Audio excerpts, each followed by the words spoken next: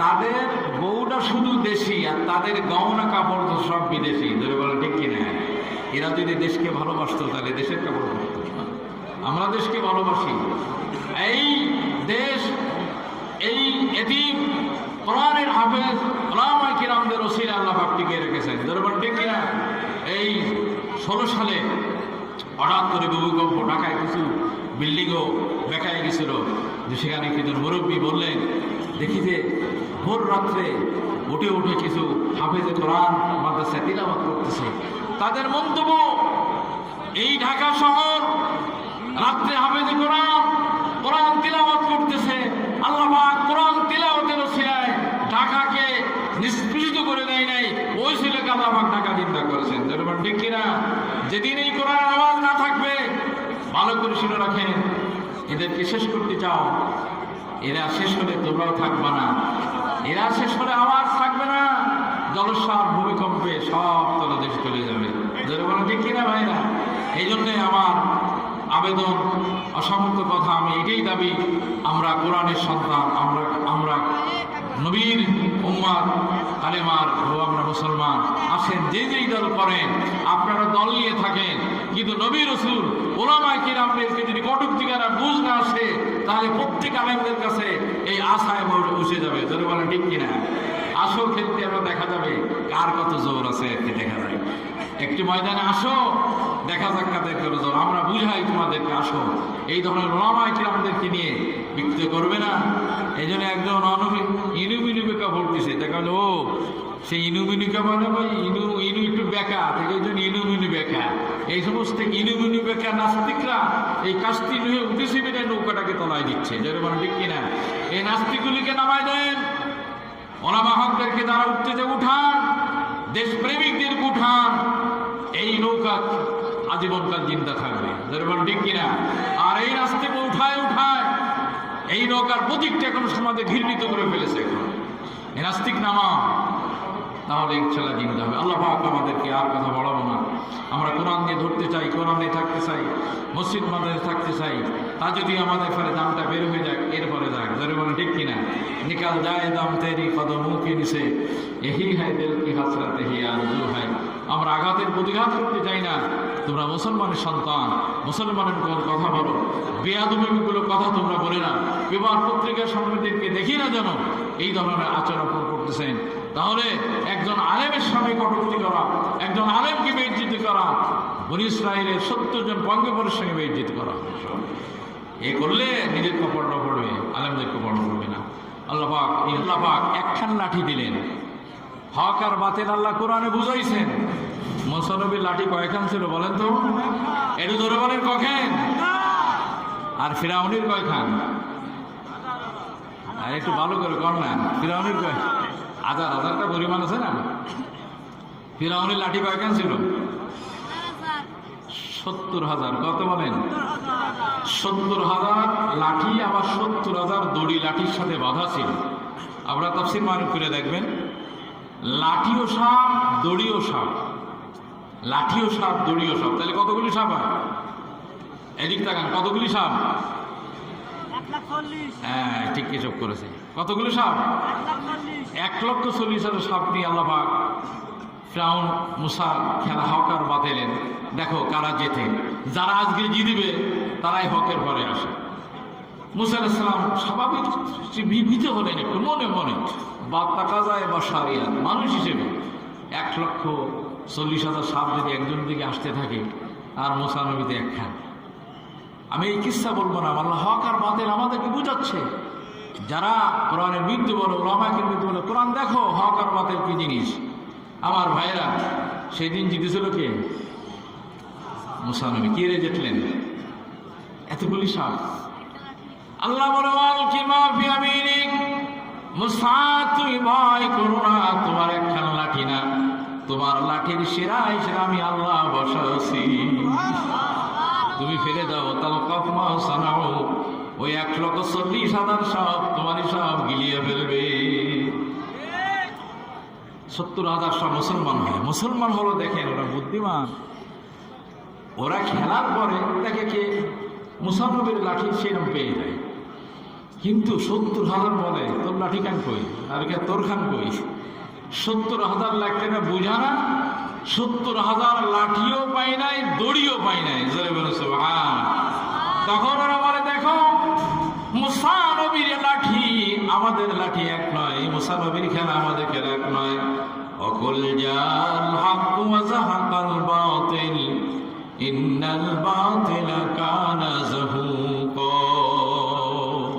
ভাইয়ের আমার, আল্লাহ রাব্বুল কোরআন সত্য, নবী সত্য।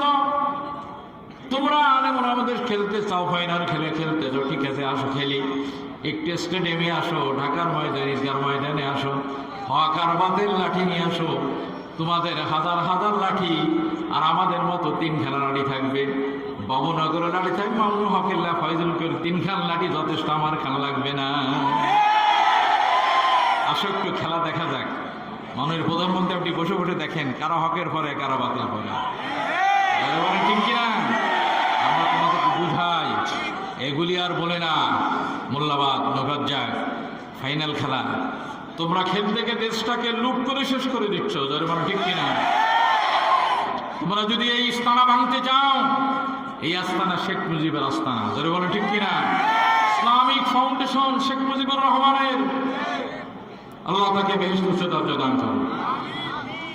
টঙ্গীর মাঠ শেখ মুজিবের অবদান, এই দেশ শেখ মুজিবের বাগানো দেশ। তিনি দেশের জন্য জান দিয়েছেন, আর সেই দেশের সম্পদকে লুটে লুটে আজকে আল্লাহর তরফ থেকে শেখ হাসিনাকে আরো আল্লাহ হায়াত দারাজ করুক, অন্তত পক্ষে একটা সাবজেক্ট যদি পালন করে যান। আমি আবদার করি, আমার দাওয়াত তোমার কাছে পৌঁছে দেন, যদি এই দুর্নীতি দমন করে যাক। আগামী ভোটের জন্য এই সমস্ত দুর্নীতি লাগবে না, মৌলবাদীরা তার ভোটের বাক্সা বলে দেবে। আমরা চাই দেশ শান্ত, কি বলেন ঠিক কিনা? যেখানে দেখি সেখানে দুর্নীতির ওজন, বাংলাদেশের ওজন থেকে দুর্নীতির ওজন বেশি হয়ে গেল।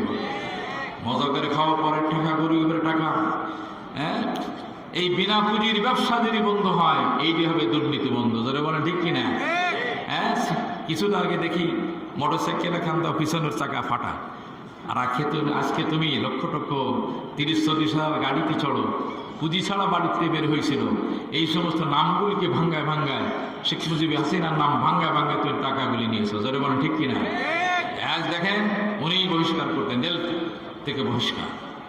সেই জন্যে ওনার কথা আমি খুশি যে দুর্নীতিমুক্ত বাংলাদেশ দেখতে চাই। তবে একটা কথা, 1918 সালে সেপ্টেম্বরে যখন দেখলাম আমাদের মাননীয় প্রধানমন্ত্রী সিলেট হয়ে যখন ফিরে গোপালগঞ্জে এসে ভাষণটা খুব ভালো লাগলো। তা হচ্ছে আপনারা আসেন, এরা হচ্ছে না কাস্তি, নুহুর কাস্তি উঠলে নাজাত পাওয়া যাবে। তো আনন্দ হলাম, আমরা যেহেতু বটিঘাটের একের লোক, নৌকারই লোক, কিন্তু দুঃখের বিষয় 30শে ডিসেম্বর আমাদের নৌকা উঠতে দিল না, আমাদের। পরে দেখা গেল যে সমস্ত দুর্নীতিবাজ, টাকার লোক, এরাই নৌকায় বসে আছে, যারা বলেন ঠিক কিনা? এমপি মন্ত্রী মিনিস্টারে তোমরা একটু নিজের বুকে হাত দিয়ে দেখো, আল্লাহ পাক 52 বার বলেছেন আফালা ইয়াকিলুন, কোরআনের সমাধান দেয়।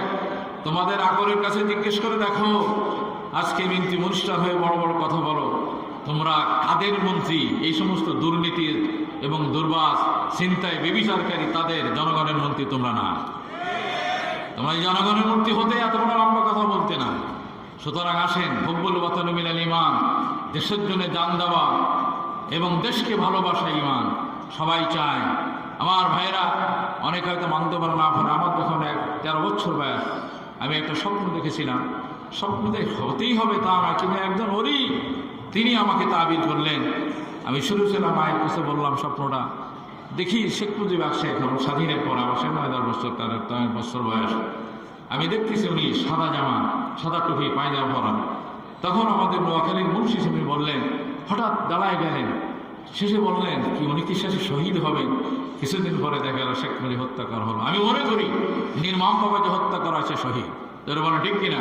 অনেকে পছন্দ করে না করেন, এই দেশে বসবাস করলে তার নামটাকে ভুলিয়ে যাওয়া যাবে না, যারা বলেন ঠিক কিনা? আমিও মুক্তিযোদ্ধা ছিলাম, কিন্তু বয়স অল্পতে আমাকে দিতে দেয়নি। হ্যাঁ, এতেই যেহেতু আমার সচক্ষে কিছু দেখা, পাকিস্তানিদের হানাদার নারী নির্যাতন যে কিছু সুরত দেখে, এই জন্যে আমাদের এই দাবিটাকে আদায়ের পক্ষে যে তিনি জান বাজি নিয়ে নেমেছিলেন, সেই জন্য আমি মনে করি আমার একটা প্রস্তাব ক্ষুদ্র মানুষের, জাতির পিতা বঙ্গবন্ধু শেখ মুজিবুর রহমান, আমি মানব প্রধানকে আমি আবেদন করব, আপনি ওখানে নামটার আগে একটু মানব এই জাতির পিতা বঙ্গবন্ধু শহীদ শেখ মুজিবুর রহমান লেখা উচিত। জোরে বলেন ঠিক কিনা? কারণ ওইভাবে নির্মমভাবে হত্যা করা, সে অপরাধ সে করে নাই। আর বাচ্চাকে হত্যা করা, কাজেই দেখেন আমি ছাত্র, এক কথা আল্লাহ পাক বললেই আল্লাহর ওলিদের নজর, যখন এই যারা হত্যা করে তারা আবার ফ্রিডম পার্টি করে কুড়াল মার্কা দেয়। কুড়াল নিচে দেখলাম যে এই কুড়ালটা কারোর জন্য নেয়, শেখ পরিবারের ব্যবহার। আমি বললাম ইনশাল্লাহ এই কথাটা একদিন শেখ হাসিনা মঞ্চে যাবে, এর হাতেই ফাঁসি হবে। যারা যারা ফ্রিডম পার্টি জানেন, আপনাদের মিল্লাত পত্রিকা বের হতো, তারাই বলেছিল দেখেন। সুতরাং আসেন নির্বিশেষে, যেহেতু আমাদের অধিকারকে, এই আমানতকে আদায় করার লক্ষ্যে তিনি জানবাজি নেমেছিলেন। সুতরাং তোমরা চাও মুর্দা মজিদ, আমরা চাই ঘরে ঘরে জিন্দা মজিদ হোক। জোরে বলে ঠিক কিনা? কারণ এমন একটা জগতে যিনি চলে গেছেন, যেই জগতের বিষয় আল্লাহ রসুল জানেন, তিনি কবরে বসে একটা আওয়াজ করতেছেন যে আমার সন্তানেরা আমার জন্য কি যাও আইকে বারমান মীর আল্লাহ পাক একখান লাঠি দিলেন। হক আর বাতিল আল্লাহ কোরআনে বুঝাইছেন। মুসা নবীর লাঠি কয়খান ছিল বলেন তো? একটু ধরে বলেন কখান? আর ফিরাউনির কয়খান? আর একটু ভালো করে কর না, ফিরাউনির কয় হাজারটা পরিমাণ আছে না? ফিরাউনির লাঠি কয়খান ছিল? 70,000। কত বলেন?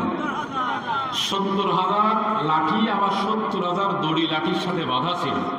আপনারা তাফসীর মারুফ করে দেখবেন, লাঠিও সাপ, দড়িও সাপ। লাঠিও সাপ, দড়িও সাপ, তাহলে কতগুলি সাপ হয়? এদিক তাকান, কতগুলি সাপ? হ্যাঁ ঠিক হিসাব করেছে। কতগুলি সাপ? 1,40,000 সাপ নিয়ে আল্লাহ পাক ফিরআউন মুসার খেলা হকার বাতিলেন। দেখো কারা জেতে। যারা আজকে জিতবে তারাই হকের ঘরে আসে। মুসা আলাইহিস সালাম স্বাভাবিক ভীত হলেন একটু মনে মনে, বা তাকা যায় বা সারিয়া মানুষ হিসেবে 1,40,000 সাপ যদি একজন দিকে আসতে থাকে, আর মুসা নবীতে একখান। আমি এই কিস্সা বলবো না, আল্লাহ হক আর বাতিল আমাদেরকে বুঝাচ্ছে। যারা কোরআনের বিরুদ্ধে বলো, ওলামায়ের বিরুদ্ধে বলো, কোরআন দেখো হক আর বাতিল কি জিনিস। আমার ভাইরা, সেদিন জিতেছিল কে? মুসা নবী। কি রে জিতলেন? এতগুলি সাপ।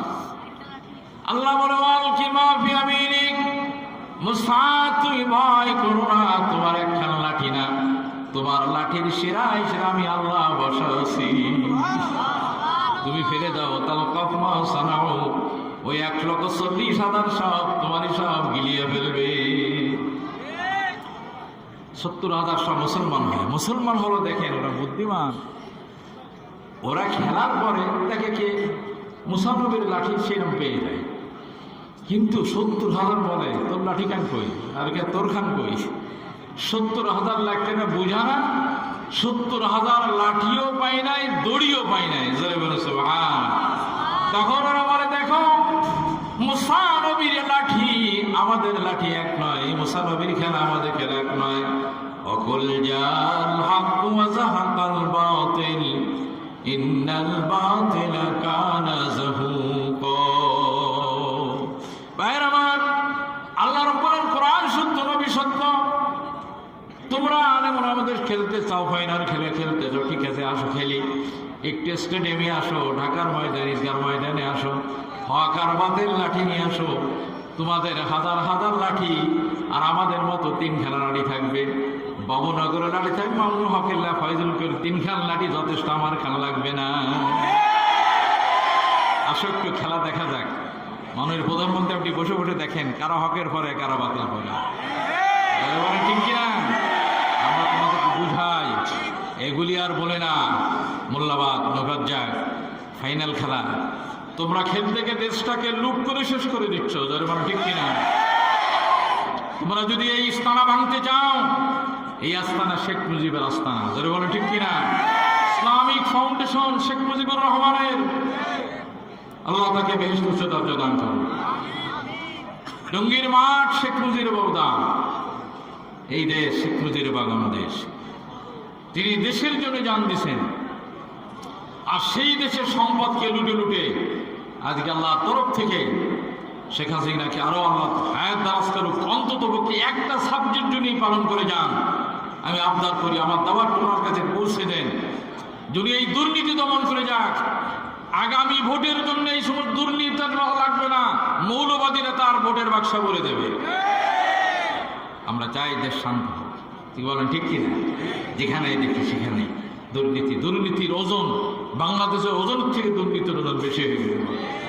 মজা করে খাওয়া পরের টাকা, গরিবের টাকা, হ্যাঁ, এই বিনা পুঁজির ব্যবসা যদি বন্ধ হয়, এইটি হবে দুর্নীতি বন্ধ। যারা বলেন ঠিক কিনা? হ্যাঁ, কিছুটা আগে দেখি মোটরসাইকেলে খান্দা পিছনের চাকা ফাটা, আর আজকে তুমি লক্ষ লক্ষ 30-40 হাজার গাড়িতে চড়ো, পুঁজি ছাড়া বাড়িতে বের হয়েছিল। এই সমস্ত নামগুলিকে ভাঙ্গায় ভাঙ্গায় শেখ মুজিব হাসিনার নাম ভাঙ্গায় ভাঙ্গায় তুমি টাকাগুলি নিয়েছো। যারা বলেন ঠিক কিনা? আজ দেখেন উনি বহিষ্কার করতেন, জেল থেকে বহিষ্কার। সেই জন্যে ওনার কথা আমি খুশি যে দুর্নীতিমুক্ত বাংলাদেশ দেখতে চাই। তবে একটা কথা, 1918 সালে সেপ্টেম্বরে যখন দেখলাম আমাদের মাননীয় প্রধানমন্ত্রী সিলেট হয়ে যখন ফিরে গোপালগঞ্জে এসে ভাষণটা খুব ভালো লাগলো। তা হচ্ছে আপনারা আসেন, এরা হচ্ছে না কাস্তি, নুহুর কাস্তি উঠলে নাজাত পাওয়া যাবে। তো আনন্দ হলাম, আমরা যেহেতু বডিঘাটের একের লোক, নৌকারই লোক, কিন্তু দুঃখের বিষয় 30শে ডিসেম্বর আমাদের নৌকা উঠতে দিল না, নৌকা উঠতে দিল না আমাদের। পরে দেখা গেল যে সমস্ত দুর্নীতিবাজ টাকার লোক এরাই নৌকায় বসে আছে। যারা বলেন ঠিক কিনা? এমপি মন্ত্রী মিস্টারে তোমরা একটু দিয়ে বুকে হাত দিয়ে দেখো, আল্লাহ পাক 52 বার বলেছেন আফালা কিনুন, কোরআনের সমাধান দেয়। তোমাদের আকলের কাছে জিজ্ঞেস করে দেখো, আজকে মন্ত্রী মনিষ্ঠা হয়ে বড় বড় কথা বলো, তোমরা কাদের মন্ত্রী? এই সমস্ত দুর্নীতির এবং দুর্বাস চিন্তায় বেবিচারকারী তাদের জনগণের মন্ত্রী তোমরা না। তোমরা জনগণের মন্ত্রী হতে এত বড় লম্বা কথা বলতে না। সুতরাং আসেন, হুব্বুল ওয়াতানু মিনাল ঈমান, দেশের জন্য জান দেওয়া এবং দেশকে ভালোবাসা ইমান সবাই চায়। আমার ভাইয়েরা অনেক হয়তো মানতে পারে না পারে, আমার যখন 13 বছর বয়স আমি একটা স্বপ্ন দেখেছিলাম। স্বপ্ন দেখে হতেই হবে তা না, কিন্তু একজন ওলি তিনি আমাকে তাবির করলেন। আমি শুরু ছিলাম, মায়ের কাছে বললাম স্বপ্নটা দেখি শেখ মুজিব আসছে, এখন স্বাধীনের পর আমার 9-10 বছর, তার 10 বছর বয়স। আমি দেখতেছি উনি সাদা জামা, সাদা টুপি, পায়জামা পরান। তখন আমাদের নোয়াখালীর মুন্সি সাহেব বললেন, হঠাৎ দাঁড়ায় গেলেন, শেষে বললেন কি উনি কি শেষে শহীদ হবেন। কিছুদিন পরে দেখা গেল শেখ মুজিব হত্যা করা হলো। আমি মনে করি নির্মমভাবে যে হত্যা করা হয়েছে শহীদ। যারা বলেন ঠিক কিনা? অনেকে পছন্দ করে না করেন, এই দেশে বসবাস করলে তার নামটাকে ভুলিয়ে দেওয়া যাবে না। যারা বলেন ঠিক কিনা? আমিও মুক্তিযুদ্ধে ছিলাম, কিন্তু বয়স অল্পতে আমাকে দিতে দেয়নি। হ্যাঁ, এতেই যেহেতু আমার সচক্ষে কিছু দেখা, পাকিস্তানিদের হানাদার নারী নির্যাতন যে কিছু সুরত দেখে, এই জন্যে আমাদের এই দাবিটাকে আদায়ের পক্ষে যে তিনি জানবাজি নিয়ে নেমেছিলেন, সেই জন্য আমি মনে করি আমার একটা প্রস্তাব ক্ষুদ্র মানুষের, হ্যাঁ, জাতির পিতা বঙ্গবন্ধু শেখ মুজিবুর রহমান, আমি মানব প্রধানকে আমি আবেদন করব, আপনি ওখানে নামটার আগে একটু মানব এই জাতির পিতা বঙ্গবন্ধু শহীদ শেখ মুজিবুর রহমান লেখা উচিত। যেটা বলেন ঠিক কিনা? কারণ ওইভাবে নির্মম হত্যা করা, সে অপরাধ সে করে নাই, আর বাচ্চাকে হত্যা করা। কাজেই দেখেন, আমি ছাত্র, এক কথা আল্লাহ পাক বললেই আল্লাহর ওলিদের নজর, যখন এই যারা হত্যা করে তারা আবার ফ্রিডম পার্টি করে কুড়াল মার্কা দেয়, কুড়াল নিচে দেখা দেখলাম যে এই কুড়ালটা কারোর জন্য নেয়, শেখ পরিবারের ব্যবহার ধরে কেন নজরুল্লাহ।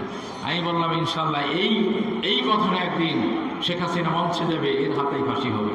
যারা যারা ফ্রিডম পার্টি যারা আপনাদের মিল্লাত পত্রিকা বের হতো, তারাই বলেছিল দেখেন।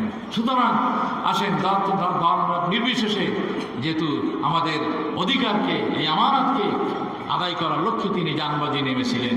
সুতরাং তোমরা চাও মুর্দা মজিদ, আমরা চাই ঘরে ঘরে জিন্দা মজিদ হোক। যারা বলে ঠিক কিনা? কারণ এমন একটা জগতে যিনি চলে গেছেন, যেই জগতের বিষয় আল্লাহ রসুল জানেন, তিনি কবরে বসে একটা আওয়াজ করতেছেন যে আমার সন্তানেরা আমার জন্য কি যাও, আইকে বারমান মীর